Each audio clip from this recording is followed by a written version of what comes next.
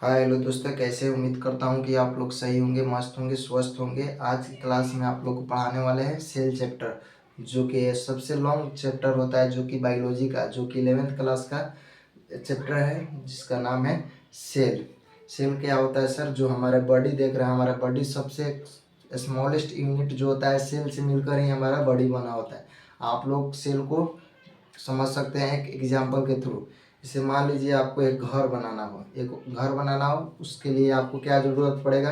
Cement ज़रूरत पड़ेगा, बालू ज़रूरत पड़ेगा, ईंट ज़रूरत पड़ेगा। इसके बाद जो आपका घर है उसको वो बन के तैयार होगा। उसी तरह जब हमारा बॉडी का विकास करना हो तो हमारे सबसे पहले किसको ज़रूरी पड़ता है? जो कि हमारे सेल से क्या बनता है? सेल से हमारा टिश्यू बनता है। जब सेल का ग्रुप एक साथ होता है उससे टिश्यू बनता है। टिश्यू जब एक साथ मिलकर क्या बनाता है? ऑर्गन बनाता है। ऑर्गन का मतलब जैसे मान लीजिए हमारा स्मॉल इंटेस्टाइन हुआ, स्टोमाच हुआ, जैसे ऑर्गन हुआ। उसके बाद बनता है हमारा ऑर्गन सिस्टम। ऑर्गन सिस्टम का मतलब क्या होता है? जैसे में हमारा डाइजेस्टिव सिस्टम हुआ जो कि फूड का डाइजेशन करे, हमारा डाइजेस्टिव सिस्टम में हमारा जो कि इंक्लूड रहता है हमारा स्मॉल इंटेस्टाइन और लार्ज इंटेस्टाइन, जिसके थ्रू हमारा फूड का ब्रेक डाउन होता है और फूड का डाइजेशन भी होता है। इसके बाद हमारा जो कि डाइजेस्टिव सिस्टम के बाद हमारा बनता है ऑर्गेनिज्म। उसी तरह मान लीजिए आपका एक ईंट है। ईंट को तो पहले आप दीवार जुड़वाइएगा। जुड़वाने के बाद आपका एक कमरा बन के तैयार होगा। उसके बाद कमरा बन जाएगा तो उसके बाद आपका एक घर का निर्माण होगा। उसी तरह हमारा सेल है। जब सेल एक साथ मिलेगा तो क्या बनाएगा? टिश्यू बनाएगा। टिश्यू बनाने के साथ टिश्यू बन जाएगा। उसके बाद क्या बनेगा? ऑर्गन बनेगा। ऑर्गन से उसके बाद क्या बनता है? ऑर्गन सिस्टम बनता है। उसके बाद क्या बनाता है? ऑर्गेनिज्म बनाता है। तो यहाँ से एक क्वेश्चन भी आपको पूछा जा सकता है, सेल का सीक्वेंस जैसे आपको ऑप्शन दे दिया जाएगा। यहाँ आप मान लीजिए सेल, उसके बाद में ऑर्गन बीच में दे सकता है, उसके बाद में ऑर्गन सिस्टम दे सकता है। तो इसी तरह हमारा सेल का सीक्वेंस होता है। सेल से बनता है टिश्यू, टिश्यू से बनता है ऑर्गन, ऑर्गन से बनता है ऑर्गन सिस्टम, ऑर्गन सिस्टम से क्या बनता है? ऑर्गेनिज्म। जबकि उसके बाद हमारा आता है सेल।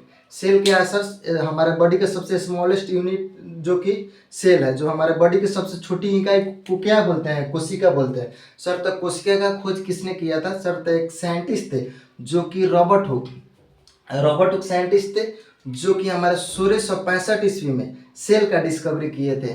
जो सेल था, कैसा था सर? जो कि सेल था वो डेड सेल था। डेड सेल कहने का मतलब होता है वो मृत कोशिका था। मृत कोशिका का खोज किसने किया था? तो रॉबर्ट हुक ने। कब किया था? 1665 ईस्वी में।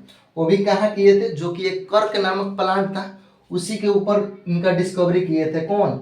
रॉबर्ट हुक ने, 1665 ईस्वी में। तो सर हमको तो बनाना है, आप बोले हैं कि जो कि सेल से टिश्यू बन रहा है, टिश्यू से ऑर्गन बन रहा है, ऑर्गन से ऑर्गन सिस्टम बन रहा है, उसके बाद में ऑर्गेनिज्म बन रहा है। तो हमारा डेड सेल रहेगा तो उससे क्या बनता है? आपका टिश्यू बनेगा, ऑर्गन बनेगा? बिल्कुल नहीं बनेगा। इसके लिए जो कि एक साइंटिस्ट है, जो कि लिविंग ऑर्गेनिज्म, लिविंग, एल से होता है लिविंग और एल से होता है लीवेनहॉक, एंटन वैन लीवेनहॉक। जो हमारा लिविंग सेल का खोज किसने किया था? एंटन वैन लीवेनहॉक ने 1674 ईस्वी में जो कि खोज किए थे। उसके बाद आता है जो कि खोज किए थे, जो कि लेवेनहॉक किस पर खोज किए थे? तो सर एक बैक्टीरिया, उसके बाद में स्पर्म और प्रोटोजोआ नामक हीम, उसी पर खोज किए थे। कौन? जो कि हमारा लेवेनहॉक। उसके बाद हमारा आता है एक टर्म आता है इसमें। मान लीजिए यहाँ पे प्रोटोप्लाज्म हो गया। प्रोटोप्लाज्म के अंदर साइटोप्लाज्म, साइटोप्लाज्म के अंदर क्या होता है? न्यूक्लियस। न्यूक्लियस का डिस्कवरी किसने किया था? यहाँ से क्वेश्चन हमेशा पूछा जाता है। तो न्यूक्लियस का डिस्कवरी किए थे रॉबर्ट ब्राउन 1831 ईस्वी में। उसके बाद में एक यहाँ पे आता है protoplasm term given bye, protoplasm का टर्म किसने दिया था? तो पुरकेंजे नाम का एक साइंटिस्ट थे, उन्हीं ने क्या किए थे? प्रोटोप्लाज्म का टर्म दिए थे। यहाँ तक आप लोग समझ चुके होंगे। कोशिका खोज किसने किया था? रॉबर्ट हुक ने, 1665 ईस्वी में। उसके बाद में जो कि कैसा सेल था? डेड सेल था। जो लिविंग सेल का खोज किसने किया था? एंटन वैन लीवेनहॉक ने। कब किए थे? 1674 ईस्वी में। उसके बाद जो हमारे प्रोटोप्लाज्म टर्म किसने दिए थे? Protoplasm term given by Purkinje. उसके बाद में न्यूक्लियस का डिस्कवरी किसने किया था? न्यूक्लियस का डिस्कवरी जो कि रॉबर्ट ब्राउन 1831 ईस्वी में किए थे। उसके बाद में एक आता है सेल थ्योरी। सेल थ्योरी क्या होता है सर? कोशिका सिद्धांत। कोशिका सिद्धांत को किसने दिया था? दो साइंटिस्ट ने दिए थे। कौन कौन सर? एक स्लाइडेन थे और दूसरा क्या थे? स्वान। स्लाइडेन क्या थे सर? स्लाइडेन एक बॉटनिस्ट साइंटिस्ट थे। उसके बाद में जूलॉजिस्ट साइंटिस्ट कौन थे? स्वान थे। दोनों कहाँ के रहने वाले थे? दोनों एक ही कंट्री के रहने वाले थे, दोनों जर्मन के ही रहने वाले थे। जो स्लाइडेन थे, स्लाइडेन ने 1838 में और स्वान ने 1839 में, दोनों का कॉम्बिनेशन मिलाकर ही ये सेल थ्योरी को दिया गया था। सर सेल थ्योरी तो दे दिए थे, लेकिन सेल थ्योरी में एक कमी रह गई थी। क्या कमी रह गई थी सर? एक स्लाइडेन और स्वान। स्लाइडेन तो बोटनिस्ट थे, जो कि हम पेड़ पौधे के बारे में अध्ययन करते हैं उसको हम क्या कहते हैं? वनस्पति विज्ञान कहते हैं। जो कि जीव जंतु के बारे में हम अध्ययन करते हैं उसको क्या कहते हैं? जीव जंतु के बारे में अध्ययन करते हैं उसको जूलॉजिस्ट बोलते हैं। इसी तरह जो कि हमारे स्लाइडेन थे, स्लाइडेन ने बोले कि हमारा जो भी हमारा प्लांट होते हैं, प्लांट सेल होते हैं, उसी के उत्पाद के बने होते हैं। प्लांट सेल उसी के उत्पाद के बने होते हैं। ये नहीं बता पाए कि हमारा सेल में भी डिवीजन हो सकता है। इसी कमियां के चलते एक मॉडर्न थ्योरी देने आए। कौन? मॉडिफाई करने आए, इस थ्योरी को मॉडिफाई करने आए, क्योंकि नहीं, हमारे सेल में भी डिवीजन हो सकता है। वो कौन साइंटिस्ट थे सर? वो साइंटिस्ट थे रुडोल्फ विर्चो। रुडोल्फ विर्चो ने 1855 में, रुडोल्फ विर्चो ने 1855 में जो कि हमारा सेल थ्योरी दिए थे, Schleiden and Schwann. Schleiden and Schwann का जो सेल थ्योरी दिए थे उसी को मॉडिफाई करने के लिए हमारा रुडोल्फ विर्चो ने आया। रुडोल्फ विर्चो ने क्या किए थे सर? रुडोल्फ विर्चो ने एक स्टेटमेंट दिए थे। कौन स्टेटमेंट? जो कि हर एग्जाम में इस स्टेटमेंट को पूछा जाता है और ये स्टेटमेंट इनका बहुत ही प्रचलित है। जो कि स्टेटमेंट दिए थे, ओमिन्स सेलुला ई सेलुला।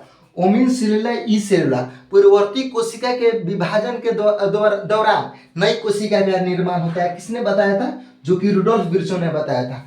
रुडोल्फ विर्चो ने कहा कि नहीं बाबू, जो हमारे रुडोल्फ स्लाइडेन और स्वान ने बता रहे हैं कि नई कोशिका उसी के उत्पाद के बने होते हैं। नहीं, ऐसा नहीं होता है। जो हमारा सेल है उस सेल में भी डिवीजन चलता है। किसने बताए थे? जो कि हमारा बताए थे रुडोल्फ विर्चो ने। 1855 ईस्वी में रुडोल्फ विर्चो ने बताया कि नहीं, हमारा सेल में भी डिवीजन होता है, तो हमारा सेल का डेवलपमेंट होता है, हमारा सेल अधिक संख्या में बनती है। इसके बाद में 2-3-4 की पॉइंट आता है सेल से।